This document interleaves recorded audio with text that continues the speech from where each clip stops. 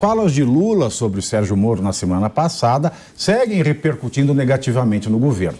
Segundo o jornal O Globo, após esse desgaste gerado pelos ataques que fez ao senador, o presidente foi aconselhado por aliados a adotar uma espécie de protocolo antes de manifestações públicas envolvendo o ex-juiz. O tema Sérgio Moro é apontado por integrantes do PT como delicado, já que Lula deixa evidente que ainda se sente injustiçado e vê o parlamentar como eterno algoz.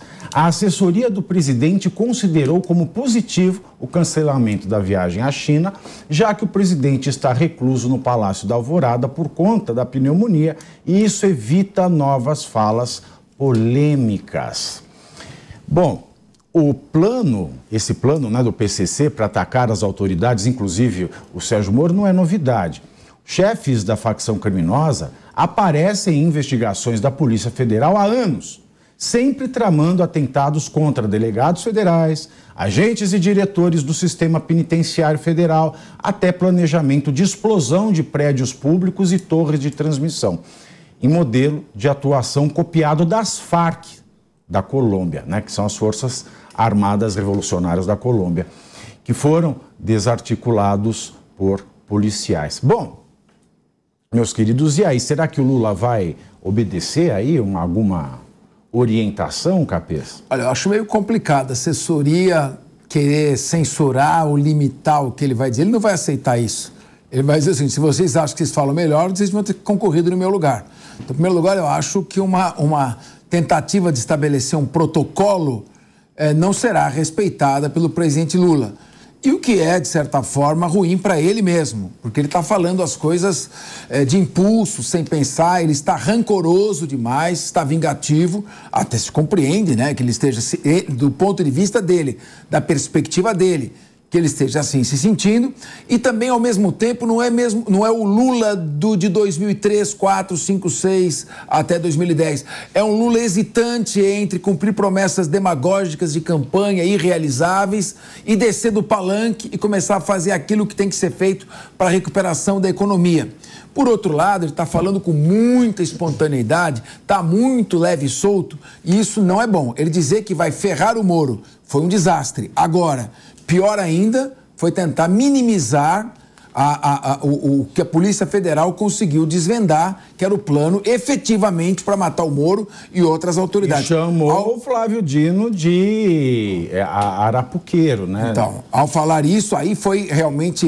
Ele poderia ter um desabafo feito em off e revelado maldosamente por aqueles que o entrevistaram, é uma coisa. Agora, no dia seguinte, ele ainda falar que aquilo pode ter sido uma armação, que foi bom para o Moro, está na mira do PCC, ele e sua família, ali realmente foi um desastre. Igual quando ele... Lembra quando ele falou assim, ainda bem que veio essa Covid-19, para ensinar para o povo o valor do Estado, Ainda bem que veio... Aí, Rodolfo, o Capês, ele fez uma pergunta, que Lula é esse? Não é o Lula de 2022. A Dora Kramer, ela escreveu um artigo na Folha de São Paulo hoje, que ela dá uma definição do Lula. Eu vou aqui acompanhar para vocês. É um Lula com faca nos dentes, afetado pela idade, pela influência do entorno menos qualificado que aquele de 2003 e, sobretudo, pelo ressentimento decorrente das acusações, das condenações, da prisão, das perdas pessoais. No estado de espírito do tempo atual, conta também o fator volta por cima no estímulo a instintos primitivos. Um Lula que parece não ter compreendido a passagem do tempo, não ter incorporado no escopo das avaliações das condições objetivas do mundo, no país, na economia, na sociedade em que antes a direita não se dava o direito à voz e hoje surge fortalecida sem medo de dizer seu nome, ocupando espaço. Negacionismo não é de esquerda nem de direita, é prerrogativa da teimosia vã, algo do qual a civilidade e o desenvolvimento precisam fugir se a meta é o bem-estar social. Afinal, no ranking da ONU se traduz como índice de felicidade, nós perdemos 11 pontos. Perfeita colocação, Pavinato. Dora Kramer, na Folha de São Paulo de hoje. Lula com a faca nos dentes, afetado pela idade, e eu acrescento ainda com um sentimento gigantesco de vingança.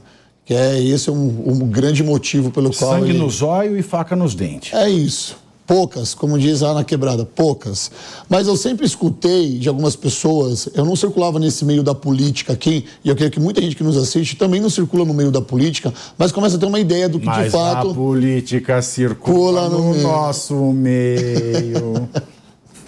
É isso, Avilado. Você adora fazer as piadas com o que eu levanto aqui, né, cara? Vai quebrar meu raciocínio, né? Eu demorei tanto pra escrever o que eu vou falar. É um teste, meu amigo, um teste do raciocínio. Exatamente, mas continuando.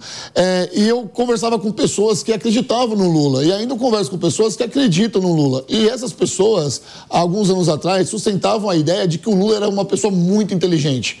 Eu escutei muito isso. O Lula é uma pessoa muito inteligente. O Lula não tem faculdade, se tornou o presidente do país. E blá, blá, blá. Todas aquelas baboseiras que a gente está acostumado a escutar de quem defende esse cidadão. Mas, eu me dei a oportunidade de estudar um pouco mais sobre política. Tive a oportunidade de vir trabalhar com o Pavinato aqui na Jovem Pan e me cercar de pessoas... Olha essa mesa, de me cercar de pessoas que fazem de verdade os seus comentários ligados não só pelo partido, tá? Mas são partidários, são aqui cientistas políticos, advogados, que eu tenho o maior respeito. E eu vendo o Lula hoje, eu consigo fazer a minha própria análise, cara, que de inteligente ele não tem nada. Ele poderia muito bem estar usando isso agora ao seu favor. Tudo que ele passou nos últimos 4 anos, ele poderia estar vindo agora para ser de verdade um ídolo, um mártir para a política no país. Uma pessoa mais sensata, mais equilibrada por conta da idade, muito mais vivida por tudo que ele já passou nos últimos anos e com amor no coração, já que ele reencontrou o amor, né, numa nova companheira. Ele tinha todas as ferramentas para fazer diferente do que ele está fazendo. E o que nós estamos vendo até agora são pessoas como Paulo Coelho, arrependidos de ter voltado nele. E ontem o Pavinato fez uma menção aqui ao tão arrependido. Ele ficou chateadinho porque ele não foi convidado para a posse. Ego. Essa aí, ó, fala você sobre trouxe o Paulo Coelho aqui, ó. O que saiu na imprensa foi que o presidente não convidou Paulo Coelho para sua posse em Brasília no dia 1º de janeiro. Aí ele ficou magoado. Tá vendo? É o ego tomando conta das pessoas. O ego destrói a humanidade. Só para concluir aqui, Lula tinha tudo para fazer diferente nessa nova jornada na política dele. O que nós estamos vendo é um fracasso ainda maior do que aqueles 2 Lulas que passaram pelo país. E aí, mas o professor Marcelo, a questão é a seguinte: se Lula não é inteligente como o Rodolfo nos afirma, o povo é estúpido pra caramba. Não acredito que o povo seja estúpido. Eu vou concordar com o Rodolfo, porque o Rodolfo ele foi de uma sensibilidade gigantesca. Vou te dizer por quê. O Lula, ele não é inteligente, ele é esperto. Qual é a diferença entre esperteza e inteligência? A esperteza faz com que você consiga resolver um problema rapidamente para sobreviver.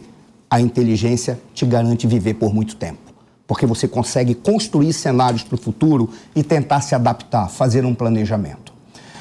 É curioso que a Dora Kramer, ela disse que este Lula está cercado de pessoas de menos qualidade, eu creio, do que aquelas de 2003. Eu poderia dizer o seguinte: aquelas pessoas de qualidade estavam cercadas de um indivíduo que tinha menos qualidade que eles, porque era apenas um esperto. Agora, você tem indivíduos que estão cercados, ou tem no seu meio, alguém que é menos esperto do que se imagina. A qualidade foi caindo, porque ele não conseguiu acompanhar o espírito do tempo e o espírito da época. O Lula, ele é apenas uma consequência de uma guerra para derrubar um cara. Foi isso que aconteceu. Vamos retirar esse cara, custe o que custar, porque ele está atrapalhando que o Deep State, aquele estado profundo, contaminado, carcomido, vamos botar o termo que quiser, precisa sobreviver, independentemente de tudo que venha a ser feito. Pois aí, afasta esse indivíduo, só quem poderia juntar as forças que odiavam aquele cara que estava no poder foi o Lula. Agora todo mundo está percebendo que esse cara não serve, porque ele está atrapalhando que a própria máquina sobreviva, porque ele, para cada passo que ele dá um tropeço e mostra uma bobagem que ele comete. Não ficaria assustado se a máquina e aqueles que o cercam chegarem à conclusão de que ele já deve ir embora. os próprios aliados vão tirá-lo de lá. Não será a oposição, razão pela qual a oposição ela tem que arranjar uma forma de produzir um projeto que vá articular todos e fazer frente com esses que representam a máquina, além do Lula. Esse é que está o problema. Aí, porque eu fiz toda essa digressão por uma razão simples. Você perguntou, o povo é estúpido? Não. O povo não é estúpido. É que o povo não tem condição de realmente apresentar aquilo que ele quer. Porque a máquina pública brasileira e todo o nosso sistema político, ele não funciona para dar ao povo aquela poesia de governo do povo, pelo povo e para o povo. O povo nunca governou, mas o povo pode controlar os seus governantes. O sistema não permite que o povo controle os seus governantes. E o que acontece? É dado ao povo apenas algumas opções. Vamos verificar quando nós tivemos aqui a eleição para prefeito, para não chegar na eleição presidencial. O que nós vimos que chegou para o segundo turno foram aqueles que tinham as menores condições, as piores condições de ter um projeto. Naquela época nós tínhamos o Matarazzo, um projeto maravilhoso, tínhamos até o Márcio França, que a esquerda tinha um projeto pelo menos. Esses foram jogados de lado. Chegou os polarizados, porque é aqueles que conseguem utilizar a máquina, conseguem utilizar o sistema para chegar lá. Esse é o problema. Então o povo não é estúpido. O povo ele é obrigado a sobreviver numa máquina que dá migalhas para ele. E ele tem que seguir aquilo que vai ser feito. Essa é a questão. Nelson, sobra-se as migalhas. Agora, o povo não é estúpido, mas a gente tem que ser obrigado a ficar ouvindo esse monte de estupidez e nada acontece? Infelizmente a gente... E aí você convoca, aí a Câmara convoca, se ainda é obrigado a ouvir mais estupidez ainda. O que o Flávio Dino disse da convocação, qual foi a palavra? Esdrúxula. Pavinato, eu quero voltar naquela Lembra questão. da tartaruguinha daquela do chocolate lá? Tortuguitas. Ela comia a cabeça dos dois e fazia assim, estúpida. Aí eu imaginei o Flávio de fazendo assim ó, no Congresso. Esdrúxula. E a tartaruga, é isso? Ele está atacando a comissão inteira, porque quem convoca é a comissão, não é o autor do pedido. É um ataque ao legislativo. O Flávio Dino e comissão. É um ataque. Agora, precisamos ver o seguinte: se os deputados federais da CCJ vão ter vergonha na cara. É isso que eu quero saber. E aí, Nelson? Eu quero voltar na questão se o Lula é esperto ou se ele é inteligente, enfim. Eu acho que ele sim, ele é inteligente, é esperto, senão não seria presidente da República por 3 vezes já, né? Mas tem um fator que contamina, inclusive, os mais inteligentes, os mais espertos, que é o fator emoção. Emoção... genericamente, né? Dentro da emoção a gente tem alegria, euforia, tristeza e nesse caso do Lula em específico a gente tem uma mágoa que contamina a inteligência dele. Ele não age com tanta racionalidade na decisão, inclusive de escolher o que falar quando é contaminado por esse sentimento de mágoa, esse sentimento que ele tem em relação ao Moro, né? Mas magoado, ele é o homem do amor, triste. Nelson. Pois ele é o restaurador do amor, não pode. Amor para os próximos, né? Muito amor para quem está com ele. Eu quero concordar com o Nelson. Eu acho que o Lula tem inteligência emocional exacerbada. Ele está dominado, eu diria que é mais do que uma emoção. A emoção é o vulcão que entra em erupção, o sentimento repentino. Ele está dominado pela paixão, que é o suco que vai sendo cavado paulatinamente na água pelas forças da... Nossa, ninguém entendeu nada. É o quê? É o suco que vai sendo paulatinamente cavado na terra por força das águas. Eu entendi que era o suco. É um sentimento arraigado. Eu entendi que era o suco, não vou repetir o que do cavalo. Desisto. Fala você. Você fala rápido assim, com palavras difíceis. Eu quis dizer o seguinte, mas o Nelson Lula está dominado por uma paixão, que é a mágoa profunda que ele tem por se sentir injustiçado. E isso praticamente enubilhou Essa foi bonita. Essa foi bonita. Nelson, fala. É isso. A pessoa, por mais esperta, mais inteligente que seja, quando ele é dominado por essa paixão, no sentido reverso, que é justamente a mágoa, ele é contaminado. Ele não tem a plena condição de decidir, inclusive, o que fala. E aí ele vai lá e fala o que o coração está cheio, né? A boca fala o que o coração está cheio, nesse caso é cheio de mágoa, inclusive duvidando do Moro. Mágoa, muita mágoa, ódio. Posso fazer uma consideração? Ódio. O que é muito interessante, você sabe por quê? Porque isso revela que ele acredita piamente que ele foi injustiçado e que ele não deveria ter sido condenado pelo Moro por crimes de corrupção. Isso revela algo interessante, né? Do que pensa o Lula a respeito das atitudes do Moro quando era juiz. Olha que coisa interessante. Da 13ª vara. Quando a gente estava falando, tentando colocar como esperteza e inteligência, o Capês foi no ponto... potencializando do cavalo. Você entendeu. Ele foi no ponto da questão da inteligência emocional. Sim. Tem duas inteligências. O Lula pode ter inteligência emocional que, como o Nelson falou, ela é contaminada quando você deixa ser tomado pela emoção. Mas tem um detalhe. Eles estão fazendo um tipo de política, e o Lula em especial, que não cabe à política. Não pode fazer política quem tem rancor. Um coração magoado trabalha com rancor, trabalha no espírito da vingança. Mas tem um dado. Ele, pessoalmente, está trabalhando com rancor porque ele está magoado e a inteligência emocional dele foi jogada fora, apesar dele não ter outra inteligência, se é que tem. Mas tem um detalhe também. Ele vem de uma matriz teórica, doutrinária, partidária e ideológica que tem o rancor como modo de trabalhar a política para reconstruir a sociedade.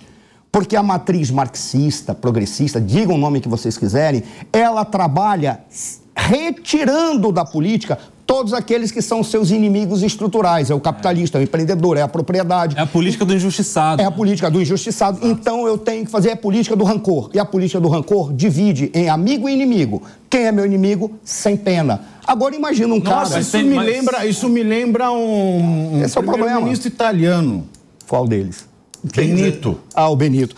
Mas Benito isso é Karl Marx puro. Karl Marx puro. Não esqueça. Divide E não é o proletariado e os detentores do capital. Olha, Só que tem uma coisa, Suano. Isso aí às vezes dá certo porque ele está se utilizando de uma injustiça coletiva. Então ele começa a ter identidade com mais pessoas, forma um grupo. Agora, no caso do Moro, Ele já faz isso com o Bolsonaro. é uma O tempo injustiça... todo. Se ele falar, ele faz. Sim, mas nesse caso do Moro, é uma injustiça o Capês e o Pavinato, pessoal. Quando eles trouxeram essa personagem, cai como uma luva. Eu vou dizer por que cai como uma luva.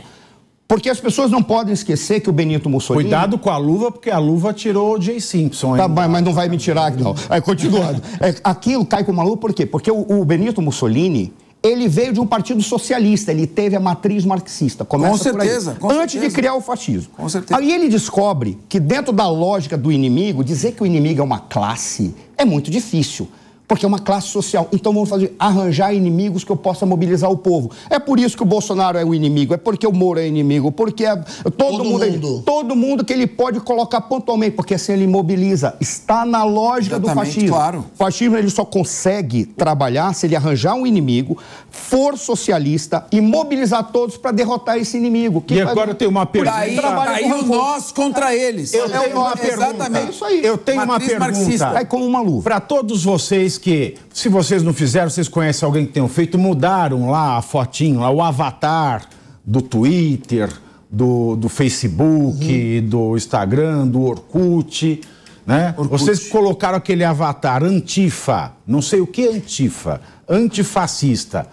Tá na hora de colocar de novo, meu amigo. Tá na hora de colocar o avatarzinho antifascista de novo, porque é assim que a coisa começa, né? A lábia, aquela cantada. Agora o homem está fechando a porta do quarto. Aí é só você e ele. Então tá na hora de ressuscitar a bolinha do Antifa. É isso mesmo. A bolinha do Antifa. Meu amigo. E se você foi xingado de fascista pelo antifascista, você coloca assim, fascista, antifascista. Acabou, né? Vai ser lindo, né? Na lógica das coisas. Lembrando que fascismo e comunismo são adaptações do marxismo. Sim, tem a matriz marxista em ambos. É a mesma matriz. Para quem lê eu li muito, né, sobre Mussolini, né, o marxismo, tem o comunismo, o Partido Comunista Italiano, quando ele defenestrou, jogou o Mussolini fora, ele criou o Partido Fascista para concorrer. São Né, para rivalizar, não para antagonizar, que é diferente. Sim. Se é rival, você quer o poder. Exatamente. Se é antagonista, você quer um governo de forma diferente. Então é uma concorrência. Né? Tinha só a lujinha do Partido Comunista e o Mussolini fez a lujinha do fascista, que tem o mesmo produto, só que com rótulo diferente. Ele manteve a mesma lógica. Só que enquanto os marxistas, os comunistas, socialistas trabalhavam dentro da sociedade dizendo o inimigo é a classe burguesa, o que o Mussolini matou a charada? E ele conseguiu fazer. Ele disse, não. Existem nações proletárias e nações burguesas. Nós somos uma nação proletária. Por isso a gente tem que trabalhar juntos sob a diretriz do partido e o DUT, o condutor. Aí ele falava assim, eu posso dar a linha. Sabe que você falou uma coisa que é mais preocupante. Qual? Ele falava ainda, vocês têm que trabalhar em conjunto sob a diretriz do partido. A gente nem diretriz Exatamente. tem. A gente não tem diretriz. Exatamente. Na Alemanha a gente tem pior ainda. diretriz. Porque ó, a exploração da prostituição é proibida. O que será? E o arcabouço fiscal, que nunca chega. Essa mentira de arcabouço fiscal, a gente vê. Nós vamos falar depois. Tá pronto, hein? Tá pronto aí. Depois da China. É que o Haddad vai pra China comigo, voltamos já, porque tem que debater. Uai, não foram pra China, cadê? Cadê o arcabouço? Cadê? Só falta os Alguém me números, tá responde pronto. aí, cadê o arcabouço fiscal? Ninguém me responde? Se o texto fosse bom, já tinha divulgado. Ele tá pronto, é que só faltam os números. Claro. Sua Excelência, Arcabouço fiscal é o seguinte, nós vamos gastar menos do que arrecadamos, um dia, não agora. É isso que é o arcabouço fiscal. Exatamente. São muitas juras. É o governo das juras. E você sabe que o Moro é muito sério isso, professor Marcelo. É muito Mas o que eu sério. nós vamos gastar menos um dia, depois a gente Hoje faz não, a festa. exatamente, o arcabouço, vamos acertar lá na frente. Depois da esmola. Quando a gente estiver bem Conversa longe de daqui. devedor. Isso Quando é a gente conversa estiver de bem longe devedor. daqui. Eu acerto na cena. Agora a gente faz a festa, depois Mas o Haddad já falou festa. isso. Deixa. Mas ele não tomou emprestado o voto com essa promessa? Entra aqui em E São agora? Paulo que é assim, viu? Nossa Senhora. Eu vou falar. Um dia eu vou falar o nome das pessoas. É tudo eu acerto na sexta, eu acerto. Não ri, não, Rodolfo. É sério. Você não ri porque não é com você. Você ri porque não é com você.